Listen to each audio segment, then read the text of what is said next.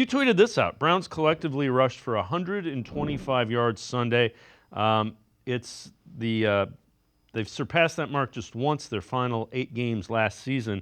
So, I mean, the importance of having a run game and how good a step that is towards getting back on track. Right.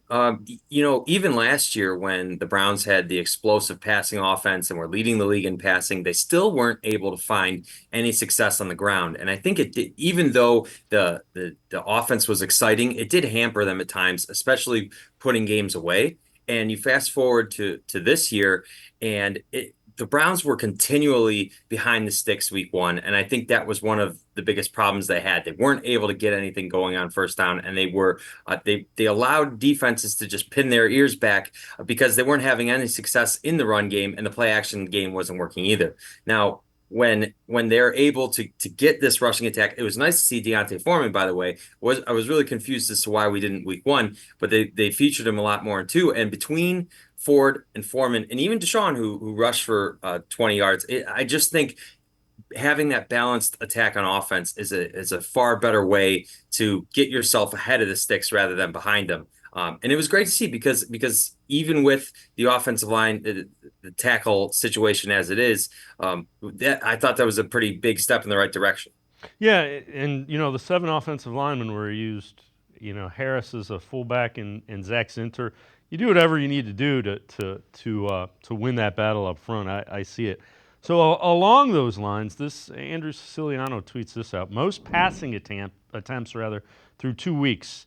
Jared Goff has thrown the ball the most, 83 times. Watson second most in the league, 79. Bo Nix 77. Stafford 76. Lamar Jackson 75. It is not something you want to be in the top of passing attempts. Combined record of those quarterbacks, 2-8. And that kind of goes back to they need to be able to run the ball to set things up. Right. If you're becoming one dimensional on offense, you're a lot easier to defend. And I think we saw that week one, whereas we got more offensive success week two when the Jaguars couldn't simply say we're gonna rush Deshaun Watson and try to, if he can't beat us, we're not gonna get beat.